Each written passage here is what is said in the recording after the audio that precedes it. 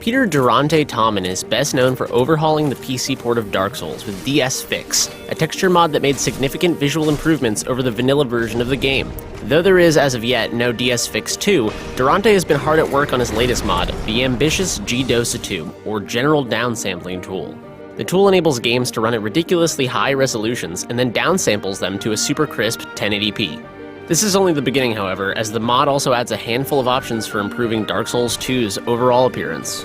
The most noticeable change comes from the post-processing option. This is the equivalent of color correcting the entirety of your Dark Souls 2 experience. Colors become deeper and more vibrant, and contrast is markedly improved. With post-processing enabled, Majula feels like a sunset-drenched abandoned village instead of a drab gray clearing with a few buildings. This effect alone is worth grabbing GDOSA 2. The mod's anti-aliasing toggle makes little difference when downsampling, no matter how hard you push it, but it's useful for running the game at lower resolutions that create jaggies and other visual aberrations. Otherwise, it's probably just sucking up some of your resources and should be disabled.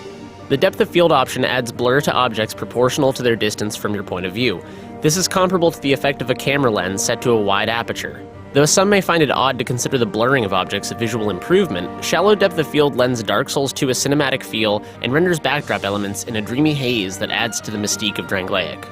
The ambient occlusion option defines how exposed certain elements are to the ambient lighting in an area. Enabling ambient occlusion adds a touch of shadow to the edges of objects and gives a lifelike appearance to the finer details of the world, such as stonework, statues, flora, characters' clothing and armor, etc. This effect is resource intensive, so if you're just barely pumping out a stable frame rate, this may be the option to disable first, but it is a nice touch if you've got power to spare. Durante's GDOSA 2 is an impressive mod that renders the PC port of Dark Souls 2 its definitive version until DS Fix 2 comes out.